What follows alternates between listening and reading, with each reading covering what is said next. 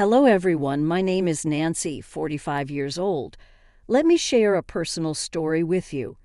I met my former husband, Arthur, at our workplace and we instantly hit it off.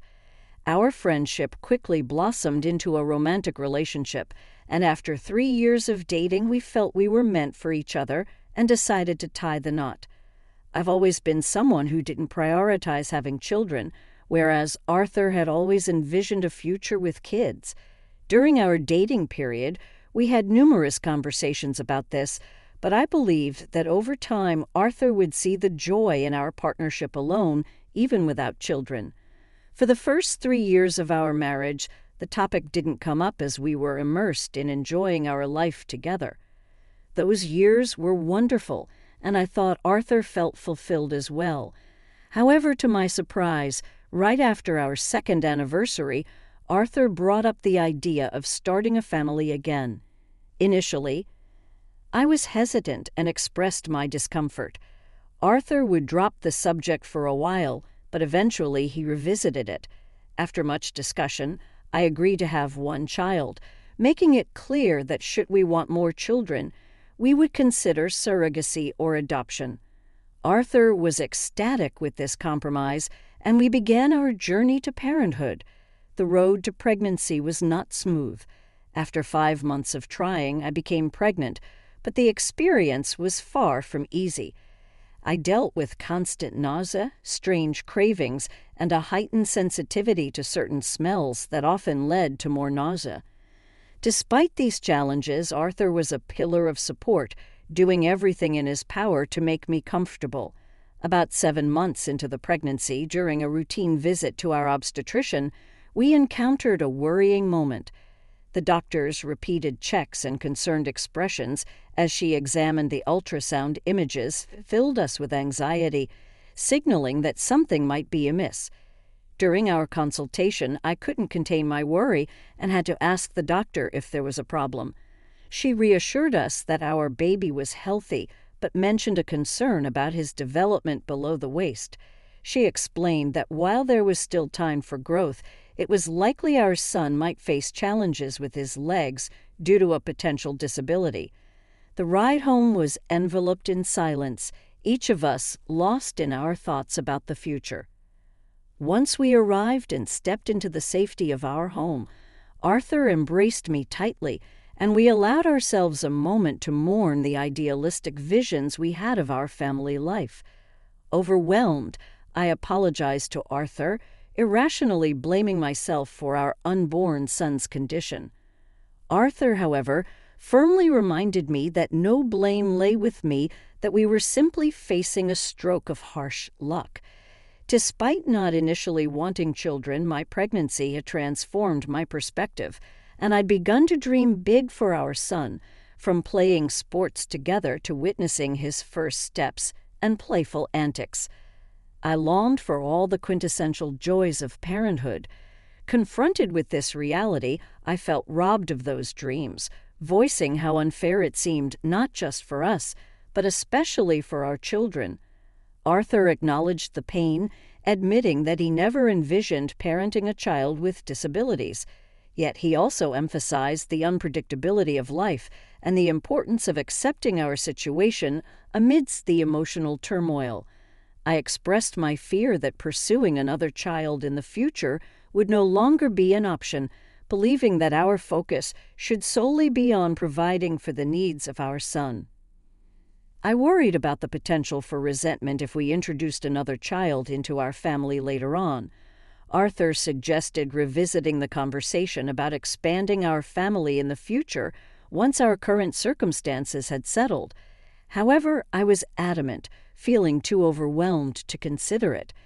Arthur proposed we pause this deeply emotional discussion until after our son was born, allowing us some time to process our feelings and adjust to our new reality.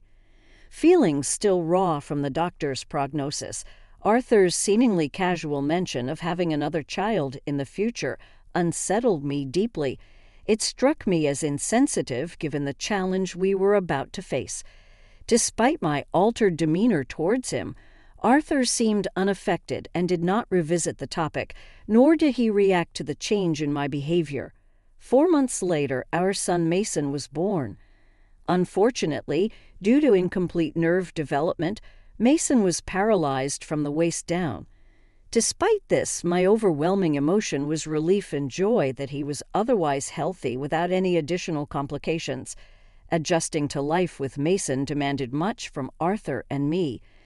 Our routine was filled with sleepless nights, work, and continuous care for Mason, including frequent doctor's appointments to monitor his health and development. The doctor suggested we could consider treatments, such as medication or surgery, to potentially give Mason some sensation in his legs when he was a bit older.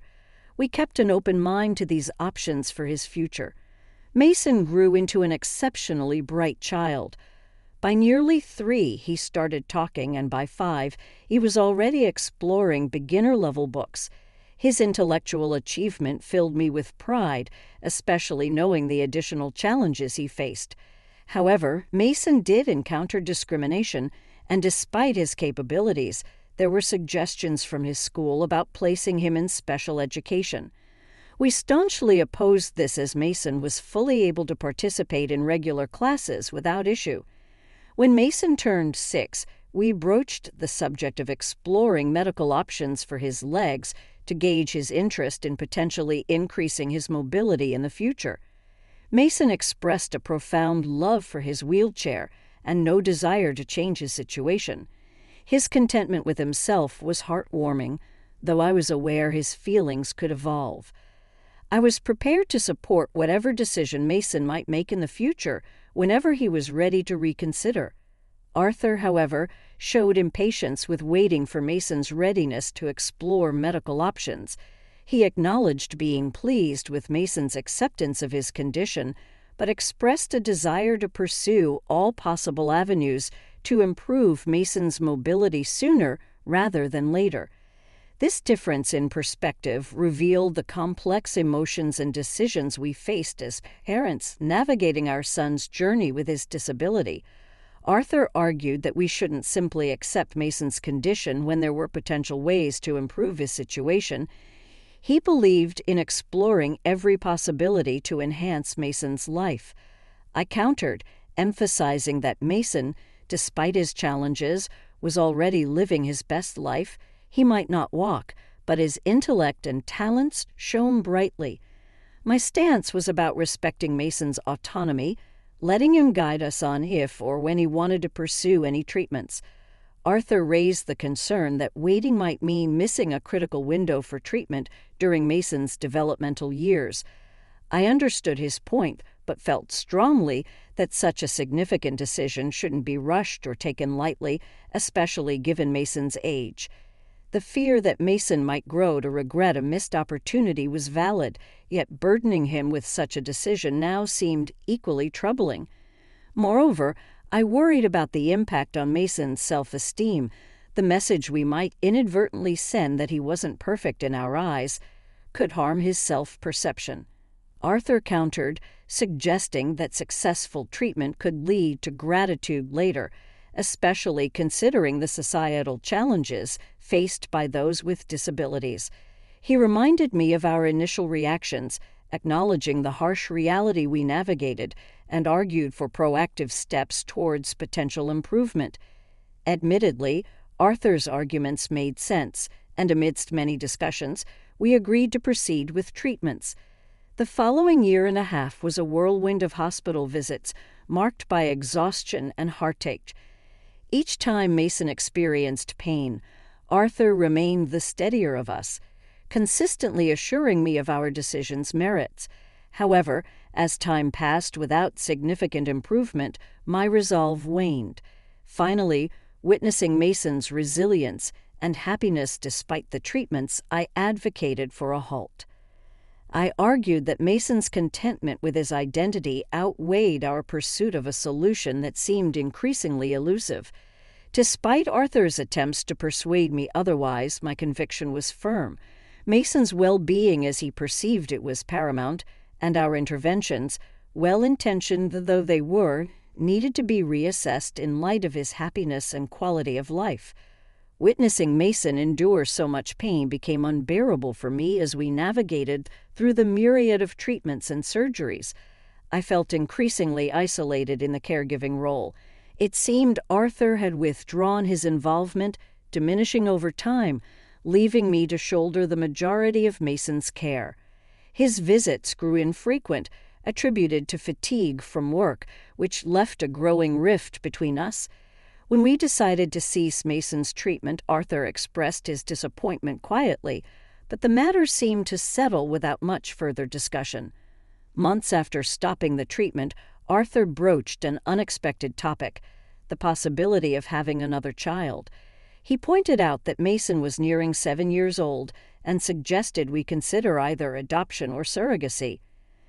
I was taken aback. This was a path I had firmly closed, a decision made during a time of immense stress and focus on Mason's well-being.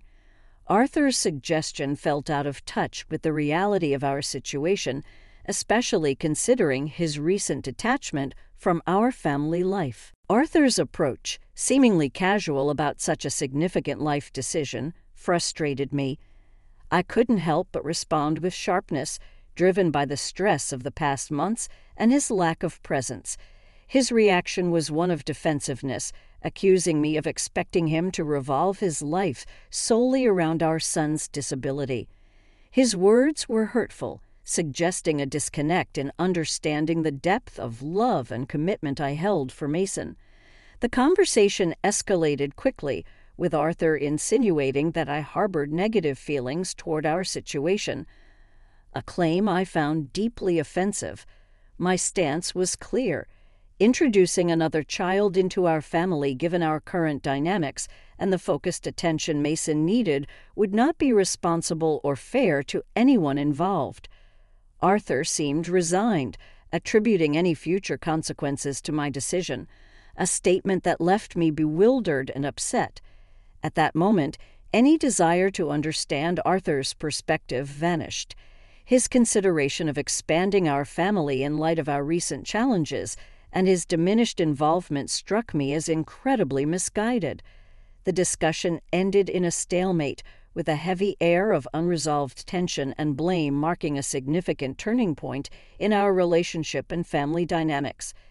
Initially, the idea of expanding our family was something I pondered deeply, especially in the early years after Mason was born. My research led me to countless stories where siblings felt neglected or overlooked due to the extra attention required by a brother or sister with disabilities. This wasn't necessarily anyone's fault. It's a natural outcome when one child needs more care. I couldn't bear the thought of bringing another child into our home only to possibly feel that they were second to Mason's needs. After expressing my concerns, Arthur withdrew from me entirely. I tried to give him space, hoping he just needed time to process our disagreement, but his silence stretched into weeks. Mason noticed the tension and questioned if we were fighting, to which I could only offer a gentle lie about a minor disagreement. Time passed, a month and more, and still. I held on to the hope of reconciliation, continuously seeking any opportunity for dialogue. 4 months into this growing divide, I stumbled upon a devastating truth. Arthur had been communicating with someone named Gloria, exchanging messages filled with affection and plans to meet again. Their conversations hinted at a future together away from me. This betrayal cut deep, far beyond the disagreement over expanding our family. It was a breach of trust I had never anticipated from him. The thought of confronting Arthur crossed my mind repeatedly, yet I chose a different path. It was clear I needed to prepare for what might come next, particularly for Mason's and my future. In the following 9 months, I found work as a scriptwriter. Though it wasn't a lucrative job, it provided us with some financial stability. This period wasn't just about earning, it was about laying the groundwork for a life that might soon drastically change, ensuring that regardless of Arthur's decisions, Mason and I would have a solid plan in place. I had been saving money in secret, preparing for a future that suddenly seemed inevitable. This fund was my safety net, a secret I kept from Arthur. Then the day I had dreaded arrived. Arthur walked into our home not alone but with a woman by his side. When I asked who she was, he coldly introduced her as Gloria, declaring she was there to replace me. His words were like a punch to the gut. He spoke of his misery not just recently but over the past decade, describing our life together as a nightmare. The announcement that he intended to marry Gloria and start a new family the right way this time was shocking enough, but his disregard for our son Mason and his responsibilities towards him was unbearable. Arthur callously revealed that Gloria was pregnant, implying their child would be normal in direct and cruel comparison to Mason. His lack of respect for our son, referring to him as anything less than, ignited a fury in me. Arthur's blame for our family's challenges on my reluctance to have more children and his insult towards Mason as a monster were beyond forgiveness, in a moment that seemed to strip away any remaining respect or love I had for Arthur. He demanded we leave our home within a week, tossing divorce papers at me. The venom in his and Gloria's smirks as they looked at us was chilling, but it wasn't his betrayal that hurt the most. It was the disdain he showed towards Mason. Finding Mason in tears, having overheard everything, broke my heart. I comforted him, assuring him that he was nothing like what Arthur had described. We retreated to our room, where I began to pack, determined to leave this toxic environment as soon as possible. After Arthur and Gloria left, it was just Mason and me. This moment marked a new beginning, one filled with challenges, but also a resolve to protect my son and build a life where he felt valued and loved, far away from the cruelty that had just unfolded. After the confrontation with Arthur, I found solace in action, swiftly organizing Mason's belongings and securing the divorce papers. In those moments of turmoil, I reached out to my mother, who, upon hearing the news, promptly arrived with my father to assist us. They enveloped us in support, helping us pack and welcoming us into their home. Amidst the chaos, a strange sense of relief washed over me, lifting the heavy burden of dread and uncertainty that had plagued me for months. With my parents' support, I hired a competent lawyer who helped me navigate the legal battle for alimony and child support.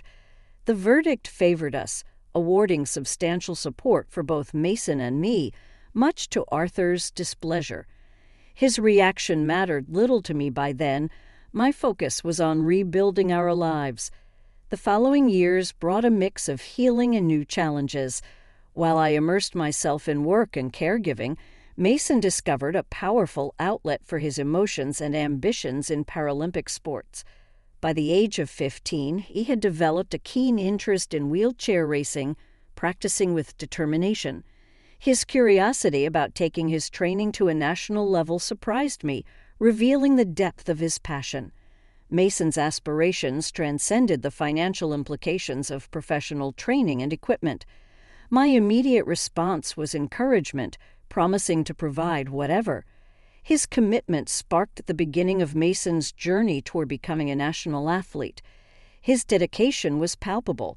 Each day he returned home exhausted, yet radiating joy and determination. Witnessing his commitment and seeing him thrive on the track filled me with indescribable pride. As the national tournament approached, Mason's qualifications were impressive, easily securing his place in the competition. Our family celebrated his achievements and the upcoming event with a gathering that was as much a send-off party as it was an expression of our collective hopes and dreams for him. The anticipation was palpable, making it nearly impossible for any of us to find sleep that night. On the day of the tournament, the stadium came alive with the vibrant energy of competitors and supporters. Chants filled the air, a testament to the community and spirit of the event. It was a day marked not just by athletic prowess, but by the strength of the human spirit and the enduring support of family, illustrating the transformative power of love, resilience, and ambition. At the national tournament, my excitement for Mason knew no bounds as he prepared to race. He caught my eye and shared a moment of affection with a kiss blown in my direction. Then he took off, leaving his competitors in the dust, and my heart soared with pride at his incredible performance. The victory was sweet, but what came next was even more memorable. During the awards ceremony, Mason was invited to speak. He expressed his gratitude towards me and his grandparents for our unwavering support, but then he took a moment to mention his father, Arthur Lambert, crediting the absence and neglect from Arthur as an unlikely source of his drive in athletics. This bold acknowledgement in front of the crowd, and later echoed in newspaper headlines, stirred a reaction from Arthur, who reached out after years of silence. Arthur's call, prompted by the news of Mason's success, was filled with claims of pride and a desire to reconnect, yet his words fell on deaf ears. The time for reconciliation had passed, and Mason's accomplishments were his own, achieved despite Arthur's earlier abandonment. Arthur's plea to speak to Mason was met with a firm refusal, a decision supported by Mason himself, who had no interest in reopening old wounds. Mason's journey didn't stop at that one race. He continued to excel, participating in numerous competitions and consistently securing victories. His story, marked by resilience and a refusal to be defined by his disability, resonated widely, offering inspiration and serving as a testament to his strength of character. This experience, shared in the public eye, carried a powerful message. Kindness and support can propel individuals to achieve greatness, regardless of the challenges they face. Mason's success story is not just about athletic prowess. It's a narrative of overcoming adversity, the importance of family support, and the strength found in forgiveness